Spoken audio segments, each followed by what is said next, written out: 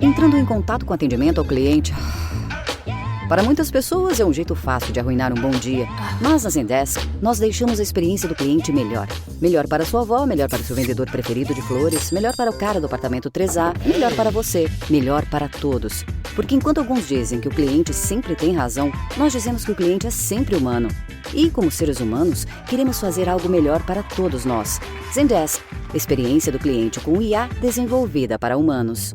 Pausa rapidinho agora para falar de dica de ouro para os papais e mamães. Depois de experimentar a nova Hug Supreme Care Fralda Roupinha, tudo ficou ainda melhor para o meu filho. É a única com canais em X que se adaptam aos movimentos, com 2 vezes proteção noturna e cintura elástica que se adapta ao corpinho do bebê, além de ser super fácil de colocar e tirar. Praticidade pura. Então guarda essa dica. Nova Hug Supreme Care Fralda Roupinha. Bebê, estamos juntos nessa, mais do que nunca. Agora curta seu podcast. Interrompemos esse podcast para perguntar: quem você quer ser? Designer, Engenheira, pedagoga, administrador.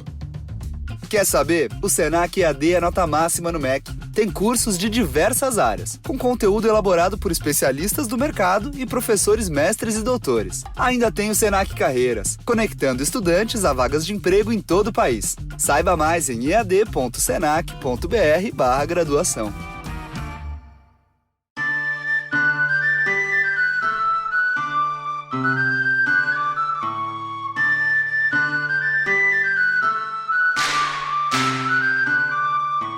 Hey all you heroes, hawks, heralds, crows, pirates, and wardens.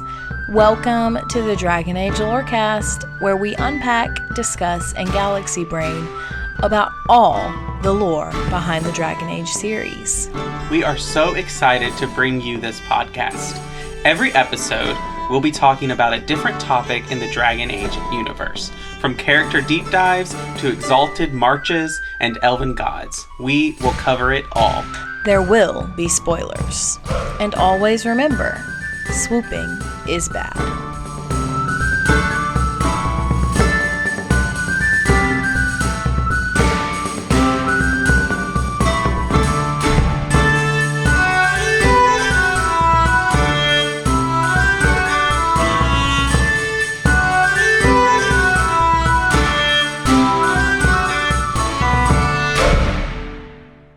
Hello and welcome to the Dragon Age Lorecast, where we talk about Dragon Age and its lore. My name is Austin, also known as Teacup. And I'm Shelby, or She-Cup. And we are here for a very excited, much anticipated, 10 years in the making episode of the Dragon Age Lorecast. That's right. We are talking about the update on the new game, Dragon Age Veilguard, formerly known as Dragon Age Dreadwolf. And I said it wrong. It is Dragon Age the Veilguard. But as the internet has proven to me, we are just ignoring the. Articles are not important. We definitely are ignoring the. Although the new acronym, I think collectively most people are referring to it as DAV. Some refer to it as Dave, which I find hilarious. I personally prefer Dragon Age Taylor's version, DATV. But, you know, your mileage may vary, to each their own. So we did get a new cinematic trailer. We did get a new full gameplay reveal. We got tons of new information that's being shared by developers on social media. We've gotten interviews with developers, and we've gotten new information from the BioWare Dragon Age website. And I should also add, this Thursday, which is the 13th, this episode will be out a week after the developer Q&A happens. So some of this information that we're sharing may get a little bit outdated. Most of this stuff is going to be stuff they've already said. We're not getting a lot into theory. So they will probably give additional details to things we are saying today on this episode. So let's get into the cinematic trailer first, because that's what we got first. That is where the companion reveal occurred. The cinematic trailer got a lot of kind of hate on the internet for its appearance. A lot of people thought it was too stylized, very Marvel-y, very Fortnite-ish. And this trailer was released at the Xbox Showcase on Sunday, June 9th. Now, I agree. I think it looked cartoony, but there is also a long tradition of Dragon Age cinematic trailers just looking a little goofy. If you don't know what I'm talking about, go Google "This is the new shit Dragon Age Origins trailer," and you will soon learn what I am referring to.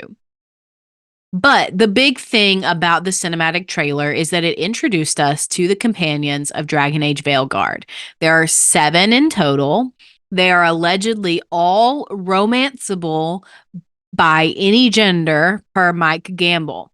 Also, per Corinne Bush, this is a quote, each of the companions that you journey with has really complex backstories, problems of their own, deep motivations. And these play out through some really well fleshed out character arcs, missions that are unique to them, but ultimately tie in to the larger story. So characters are going to be fleshed out. Characters are going to have stories and things that make them unique, which is exactly what Dragon Age is about, in my opinion. So let's get into each of these characters and where we've seen them before, if we've seen them before. So I'm going to start with the ones we know the most about. So we're starting with Emmerich Volkaren or Volkaren and his skeletal assistant, who's a skeleton, literally, named Manfred. So we meet Emmerich. Let me back up. Emmerich is the old man, if you've seen the pictures. Yes, the grandfather that horny fans are thirsting after, the one and the same. Yes. So Emmerich is a mage. He is human, presumably Navaran, because he is a member of the Morn Watch, which is a group of Navaran Mortalitasi mages. And he's been a member of this faction for at least 30 years. Now, Emmerich first appeared in Tevinter Nights, specifically the Down Among the Dead Men chapter. He is one of the Morn Watchers who are tasked with putting a spirit at rest. So he locates the remains of Lord Karn, which enables Audric and fellow Morn Watcher Myrna to send the spirit away. So he helps in this quest.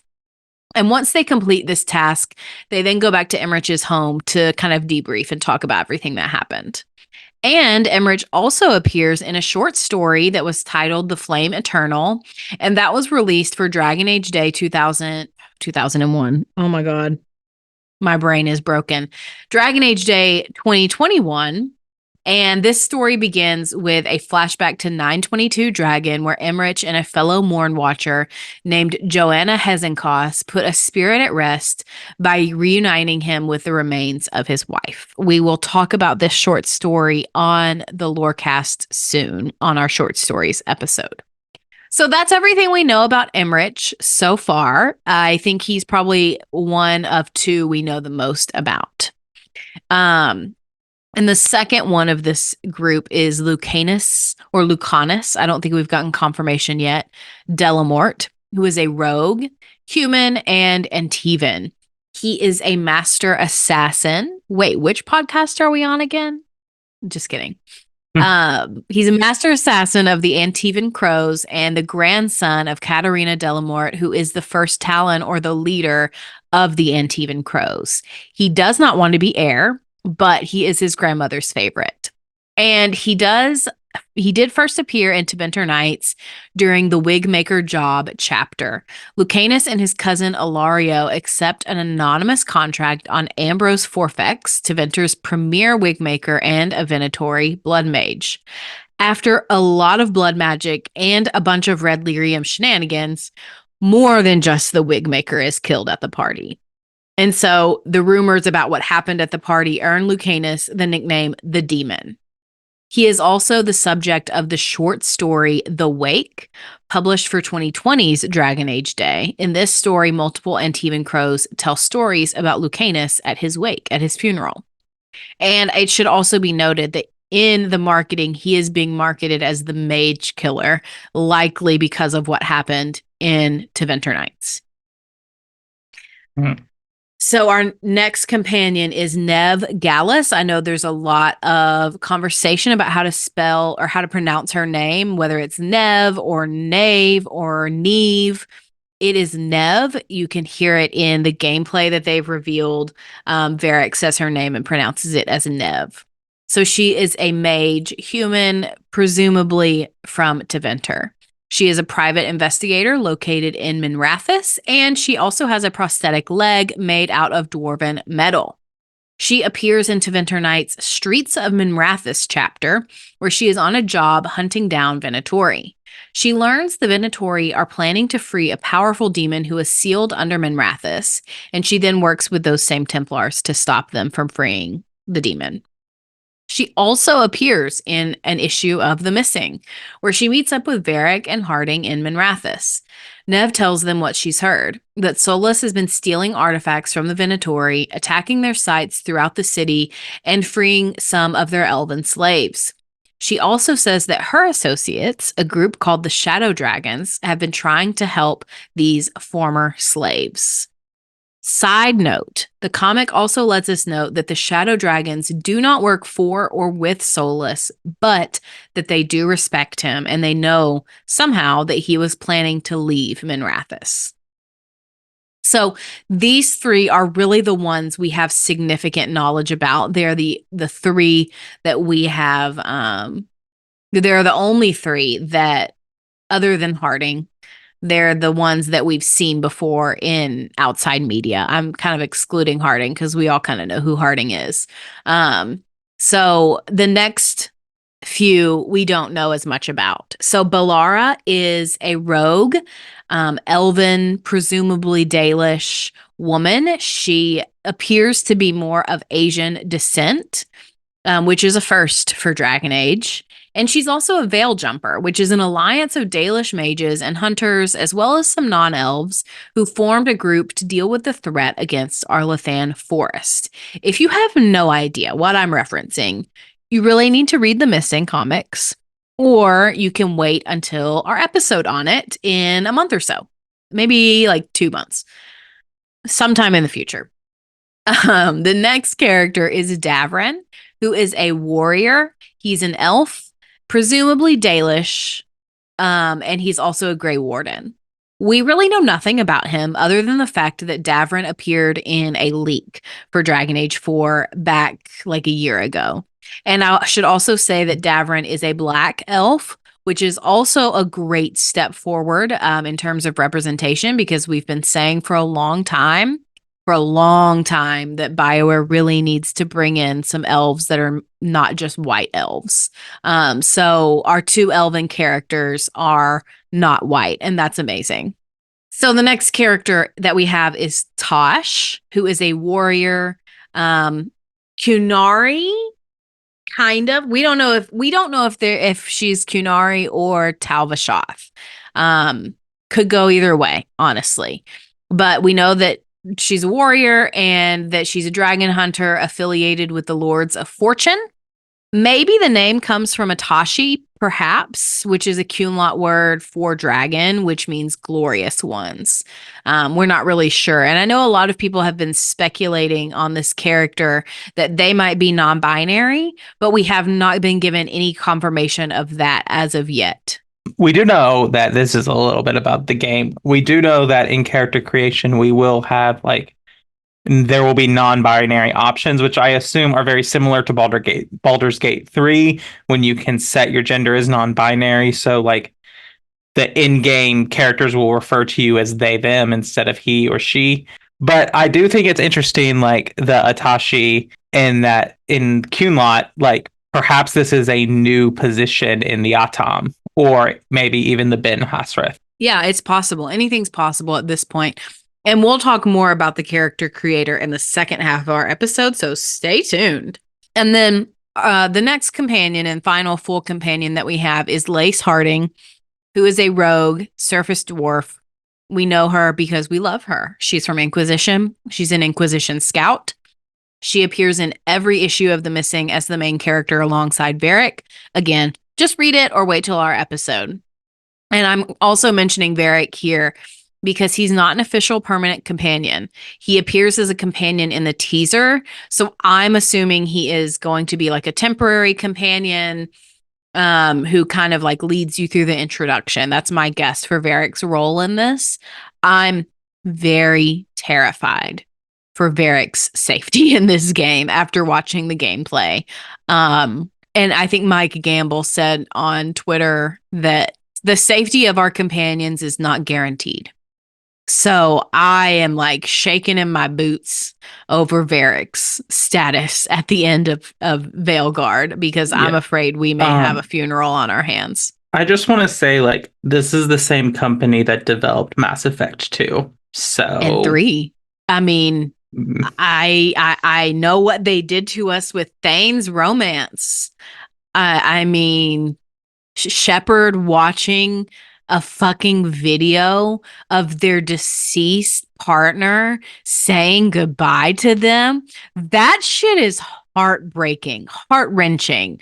I can't imagine what kind of devilish ideas they've cooked up for us in regard to Varric. They know we love him, so I'm scared. Especially when, and this is like not really metagaming, but like Mary Kirby's not at BioWare anymore. So who's going to write Varric? You know what I mean? Like she's his writer and she's gone. Does that mean he's gone too?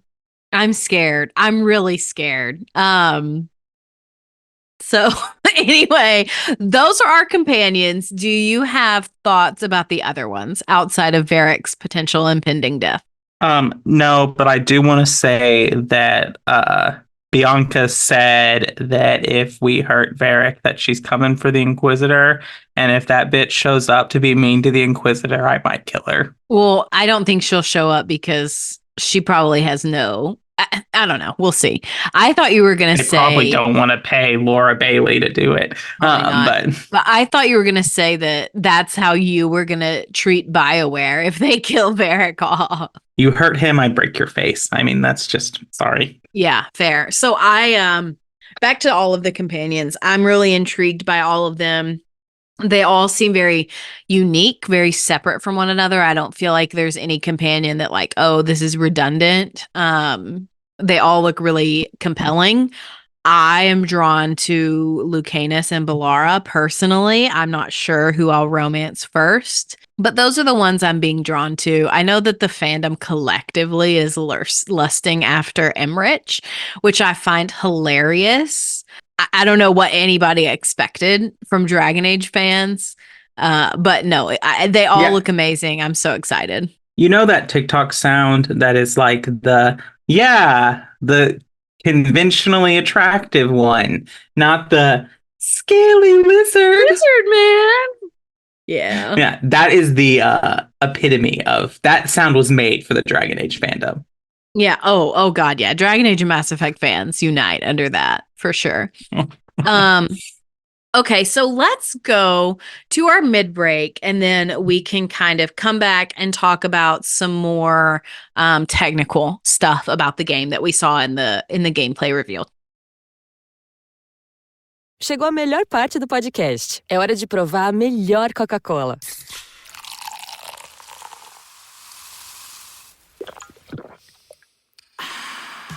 A Coca-Cola sem açúcar. O sabor irresistível da Coca-Cola, sem açúcar e igualmente refrescante. Coca-Cola sem açúcar. A melhor escolha.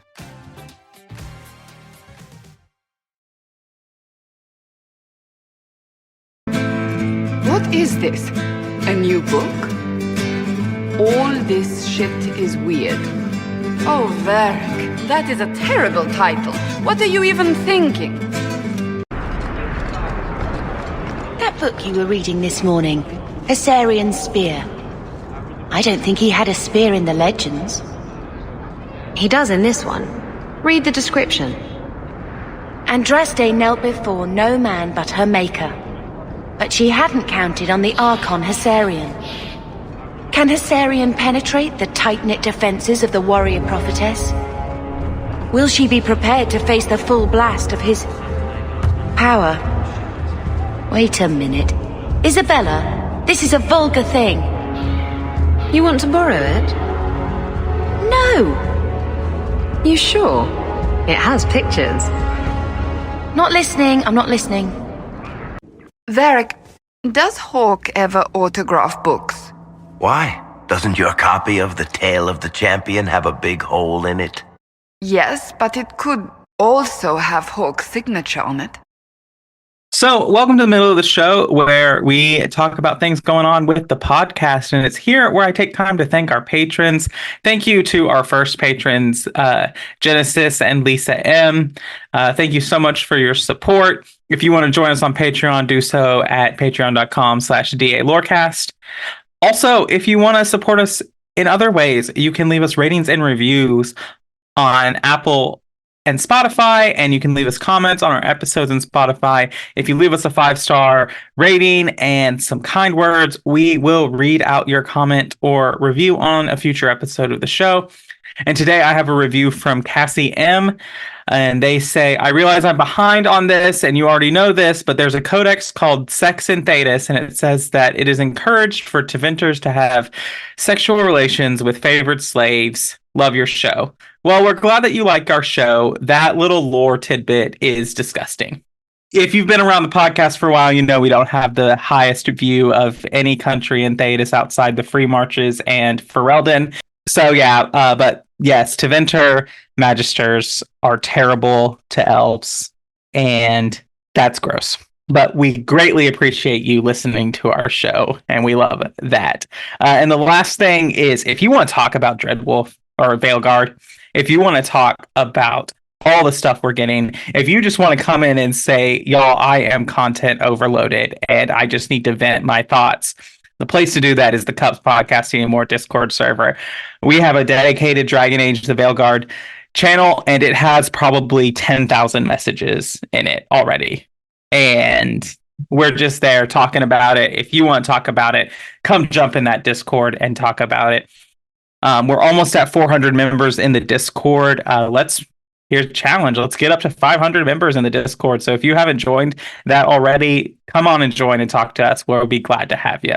And that's all I have for the middle of the show. All right. Well, let's get back into it.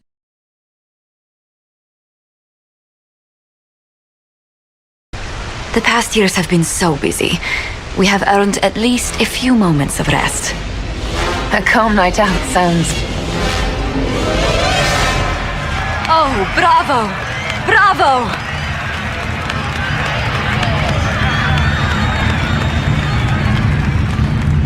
Was the woman in gold playing a king? Who was the man in feathers? Oh, it's all very simple. The first actor's mask is determined by... well, I will lend you the program guide. But tell me, did you enjoy the performance? That was one of the greatest things I've ever seen. Truly.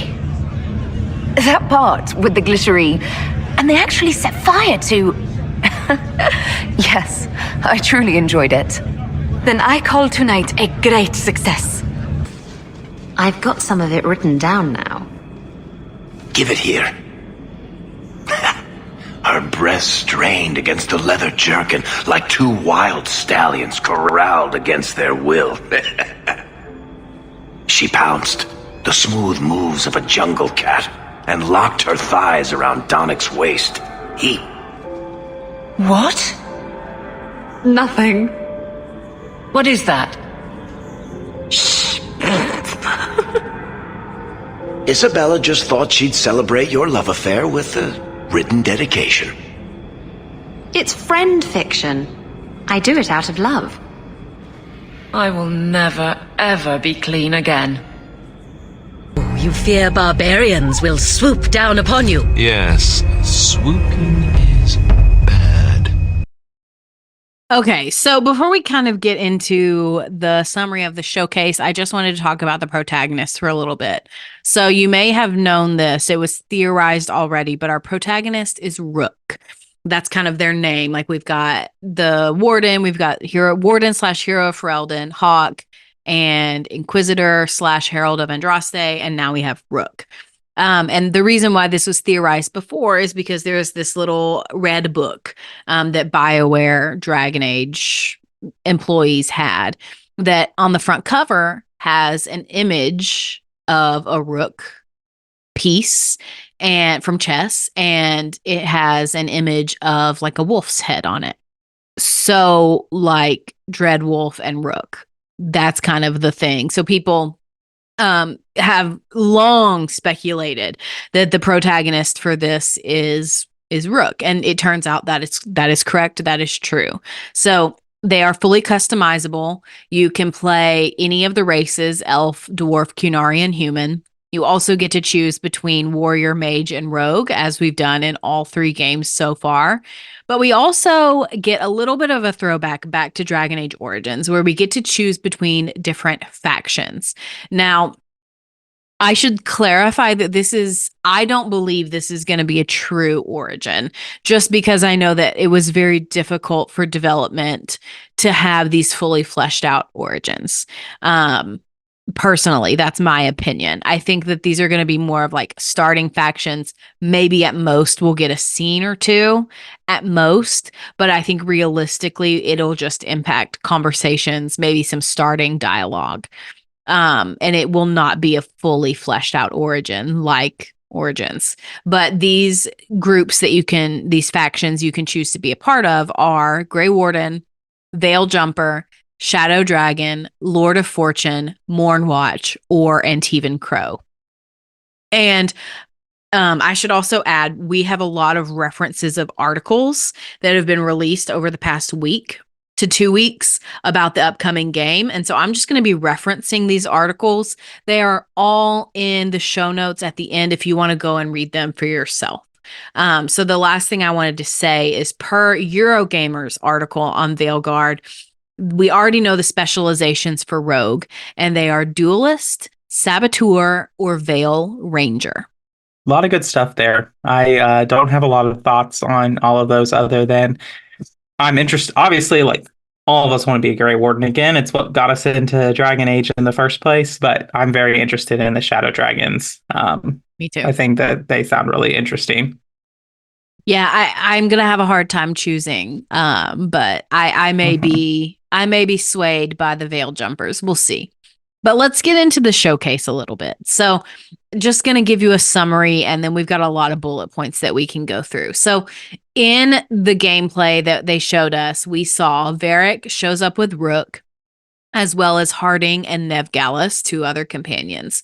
They are in Minrathous. It is nighttime, and it's raining. They go searching for Solus, and they find him at his base in Arlathan Forest. Varric wants to separate from the group and go talk to Solus himself, since they were/are friends. Varric confronts Solus and calls him Chuckles. Solus, in response, basically attacks Varric and destroys Bianca. And while this is happening, Rook is in the background toppling statues and pillars and shitty scaffolding, which leads to some kind of dismantling of the portal that Solus is commanding. That's when it appears that other beings, not demons, other beings, I hypothesize that it's the Evanurus, some of them, they're coming through the portal. The end. That's how it ended. It was very stressful. I am unwell. I'm unwell. I'm unwell. I really think that we were talking about this in the Discord, and this is a little like theory, but like Solus destroying Bianca might be a little proof that Solus isn't fully lost himself yet, because he could have very easily just killed Varric and he didn't. So I think like that bond is still there, but I think him killing Bianca, Solus knows how much that crossbow means to Varric. Yeah. It's Solus' way of saying like, don't get in my way again. Like, this is me warning you of how serious I am. It's also heartbreaking. I retweeted something. I'm going to read this because it was so funny. I retweeted this tweet from someone named Ella, who is at Tears of N7. And they said, game so good, it makes you sad about a crossbow, which is accurate. Very accurate. So, let's get into some technical stuff. I have a whole list, and you can interrupt me if you have anything you wanted to add specifically while I go through. So the first thing is that the dialogue wheel is back, and with that, so are sarcastic responses. Sarcastic Hawk is back, baby. They've even got the little mask guy icon thing, so that's really exciting. There are a lot of things with combat that should be discussed. So we've seen health potions. There's a set number of arrows. There's a camera tracker for like ranged attacks. There is a ability wheel, etc. I have a quote from the IGN article named Dragon Age of the Veilguard, the first preview. And this is a conversation with Corinne Bush. And so the article says this about combat. While she offers comparatively few specifics, Corinne Bush hints at some of the deeper strategy behind the battle system. Weaknesses and resistances will apparently play a major role in the combat, with abilities being designed to exploit them accordingly. One character might be able to plant a weakening debuff on an enemy, and another enemy might be able to detonate them. Likewise, the bonds that Rook forges with companions like Nev, a detective, and Harding, who returns from the Inquisition as a full partner, determine how party members grow and what abilities become available. Those bonds are in turn determined by the choices you make using BioWare's famous dialogue wheel, which returns for the Veilguard. End quote. So this quote from this article is pretty significant because it's telling us a lot of information. Weaknesses, resistances are going to be more important than ever. So, for example, if you're like, I don't know what that means, say you're a mage that specializes in fire attacks. If you go against somebody who's also a fire mage, you're not going to do very much damage, and likewise, they're not going to do much damage to you. However, if you're fighting someone who is an ice mage and you're fire, you're going to take them down like that. But that also means that their attacks on you are also going to be more damaging. So it's kind of that system of you've got to pay attention to what you're choosing, what enemies you're fighting, where you're fighting, that kind of stuff. Another thing that I wanted to call out is apparently per a Eurogamer article, and per Corinne Bush, abilities can be stacked for like chain reactions, very similar to Assassin's Creed stacking abilities. And then lastly, the last thing I have to say about combat is that abilities are mappable, but it's not clear from the gameplay how that's going to play out. If it's just 3, if it's 6, if it's 9, 12, we really don't know. We also are not sure how much control of our companions we're going to have. I've seen a lot of people taking for granted and running with, oh, we're not going to be able to control our companions at all. But that wasn't shown. Just because that wasn't shown in the gameplay footage is why they're kind of taking that. But I would issue caution, because just because we haven't seen it in the footage does not mean it's not there.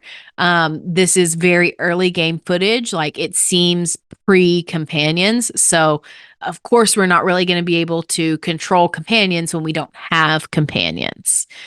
So that would be my caution on that front, because we don't have enough information. I think that's a really good question to ask in the developer Q&A. And maybe by the time this episode comes out, they will have given clarity on that situation. But just a word of caution, just because it wasn't shown in the gameplay thus far does not mean it's not there. And then just like, if some of you are worried about like, man, I struggled with Inquisition's combat, I don't know, like, am I going to be able to play this game? They did confirm that it's going to be a very customizable difficulty settings. That was confirmed. I think in either the Eurogame article or the IGN article, I couldn't remember, but it was one of them where they talked about that the difficulty will be able to balance so that people who don't want to just experience the story should be able to. Yeah, absolutely. So some other things that we've learned throughout the gameplay trailer and these different articles that have come out are that, number one, approval system is back. We saw that in the trailer. Rook made a decision that Harding greatly approved of. So we know that's back. We also know, per one of the articles, that the Dragon Age Keep is now defunct. That will not play a role in Veilguard at all, mainly because it's been 10 years. It's hard to, make it fit into the new game, but also because they really wanted, to focus on this engine and not have to like tie it back to the previous game, which I understand and respect. It's been a long time. Instead, they're going to have you kind of be able to make choices like at the beginning of the game, like, oh, my Inquisitor did this. whatever. Which also means that tarot cards are back, baby. You can see some of them on the Dragon Age Veilguard website and page. I'm really excited. I love the tarot cards. They have such a hold on me. I'm still so sad I don't have a set of the framed ones that BioWare sold. I will eventually get over it, but today is not that day. So I'm just glad the tarot cards are back. And then another big piece of information that we learned via Dragon Age account commenting on the YouTube premiere is that the Inquisitor will appear in the game, and you will be able to customize the Inquisitor to fit your personal canon Inquisitor, which is very exciting. I know a lot of people were worried, were scared that the Inquisitor would not appear, but we do have confirmation that they will. My canon Inquisitor looks like. I know some of them, but I don't remember all of them. And at this point, I don't remember what my canon is anymore, but I know that I'm playing Veilguard first for maximum pain. So I am going with my Soul of Ellen, obviously, who drank from the Well of Sorrows. And it's going to be heartbreaking. I am ready to get hurt again. Just moving on a little bit to talk about locations. So confirmed locations, 100% confirmed. These will appear: Armin Rathis, Arlathan, and Ravain. Now we can kind of hypothesize because the Dragon Age blog post says more to come, more locations coming soon. There is a blog post from Dragon Age themselves that says we will go to the Deep Roads. To me, that implies Kal Shirak. So that's exciting. Then that's a potential another location. Another one of the leaks from last year showed footage from Weishaupt to the Grey Warden Fortress in the Anderfels. So that's another likely one in my mind. And also, since we know we're going to Ravain, it would also make sense that we would go to Antiva since it's right there. And then lastly, since we know Emmerich is from Navarra and we could possibly be a Navarran mage, a member of the Mournwatch, maybe we'll get to go to Navarra as well, which would basically give us every country except for Saharan and Ari lands. Yeah. So we'll see. I would love to go to Parvalan. I would love to see the Cunari Society. Oh, man. That would be amazing. But as of now, the confirmed locations are Armin Rathis, Arlathan, and Ravain. I still wonder like how much is going to be different based on which faction we choose, because like the gameplay they showed us said that they chose the Shadow Dragons, and obviously Nev was a part of that and was in there. So I wonder if the prologue is going to change based on the faction we choose, which might be interesting. We might go to Weishaupt, but Weishaupt might also be locked to the Grey Warden faction choice. And maybe you start there and then get to Minrathis some other way. You know what I mean?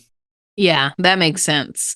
And I don't know. And it should be said that the gameplay that they showed seemed very early game because, again, we did not have any companions. So it seems very early. And I know that some things were edited for clarity for the trailer. Obviously, I think the Solus portion of it is going to be a little bit later. Who knows? But it should be said what we've seen so far seems to be very early game. And that leads me into my kind of last point for this episode, which is about the character creator, which I know is everyone's most anticipated section, I'm sure. So I have a lot of things we've heard from different developers. So I'll just run through them all and then we can discuss. So Mike Gamble confirms long hair, which I retweeted. You can go to the Dragon Age Lorecast page and see that. Corinne Bush actually confirms representative hairstyles across different races. And Bush says it includes, quote, all the sliders you could possibly want. They include a body morpher option that allows players to choose different body sizes if they wish, and all options are non-gendered. In addition, Dragon Age The Veilguard includes options for they, them pronouns and the ability to play as a non-binary character, end quote, which is amazing. A huge step forward from Inquisition. It sounds like they're very much building on the upgrades from Inquisition and upgrading those upgrades even more, which is so heartening. John Epler says that you are also able to alter height and proportions on your body for your character. Again, per John Epler, there is different lighting options in the character creator. Thank God, no more green cave from Inquisition. Praise God. Praise the maker. Per Eurogamer's article, which is titled Whisper It, but Dragon Age the Veilguard has me thinking the unthinkable. It looks like BioWare is back. They say, quote, the character creator goes as deep as not only skin tones, but skin undertones, melanin levels, and the way skin reacts differently to the light, end quote. I might be able to make meat in Dragon Age. Yeah, that's really exciting. I do feel so positive about the character creator, and I think that it is such a major part of Dragon Age games. Like, they have to know this is one of the things the community is going to comment on the most. But even beyond the character creator being quote unquote good, to me is less important than the character creator being representative of everyone who's playing this game. It's important to have skin tones across the different races. It's important to have hairstyles for different types of hair, whether it's coily hair, whether it's curly hair, whether it's pin straight hair, whether it's coarse or thin. You know, there's all different kinds of hair out there. And so it's really awesome to know that they are focusing on as making this be as representative as possible. And so that's really awesome. I'm really heartened to hear that. And it also just generally sounds like they're being very intentional in regards to knowing they've struggled with racism in the past, knowing they've struggled with sexism, knowing they've struggled with transphobia. And it sounds like they're making very intentional steps to fix some of those issues. And that's not to say this game is going to be perfect. That's not to say this game won't have any, potentially problematic things in it. No, of course not. And that's also not to say that the game won't be or will be sanitized in any way. No, I very much think that from the gameplay trailer, this game is still going to be the nitty-gritty Dragon Age we've known. This game is still going to make us wrestle with heavy topics. There's going to be death in this game. There's going to be difficult things that we struggle with. And I'm, we've talked about a lot so far on this episode, but I'm really excited for the game. I'm really excited to see more. And yeah, what are your thoughts? I completely agree. I'm really excited for this game. The gameplay looked awesome. I am super excited. I prefer the very fast-paced combat and reactive combat. I love Baldur's Gate 3, and I have a lot of fun playing that game and building combat in that. But I like a reactive combat where I don't have to sit there and wait my turn and think through a bunch of stuff. Really like that. It makes me feel a little more powerful. I'm very excited for that. I'm very excited for the story. I think that the way they're playing this out has me a lot of faith because I think this game is going to have a part that plays with Solus.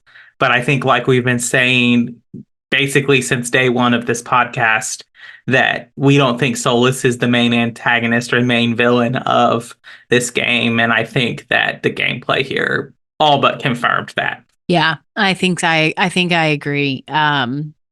Especially with the possibility of even larger, even more dangerous antagonists coming through the Fade. I'm hopeful that we might get a Solus kind of advisory role. We'll see. But yeah, if you don't have anything else to add, I think we're ready to wrap it up. Yeah, so I just have one more thing to add, and that's what's coming next. And so there are a couple things that are happening between the time that we're recording this episode and the day that it comes out.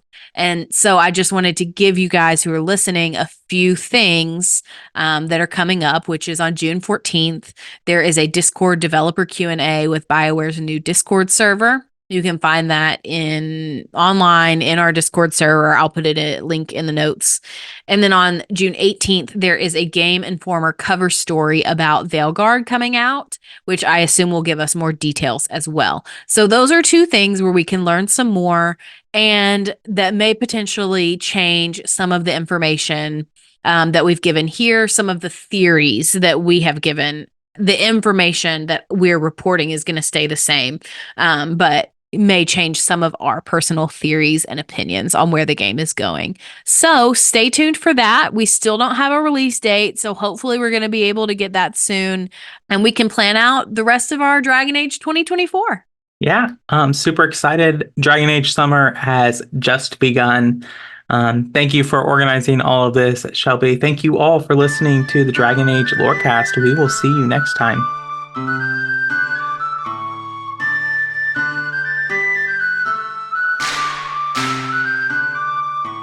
Thanks for listening to the Dragon Age Lorecast. You can find us on Twitter at DALorecast. If you have any lore questions, topics to unpack, or side character suggestions, join our Cups Podcasting and More Discord server. It's easily the best place on the internet. You can also support us financially through our Patreon. You can find us there on patreon.com/DragonAgeLorecast. The Dragon Age Lorecast is part of the Robots Radio Network. For more information about the Robots Radio Network, join the Discord server via the link in our episode description. If you enjoyed the show or learned something new today, please subscribe, leave us a review, and join the Patreon. And if you enjoyed our intro and outro music, give a big thank you to Pipeman Studios. Thank you, Pipeman. Thanks again for listening to the Dragon Age Lorecast. We'll see you next time.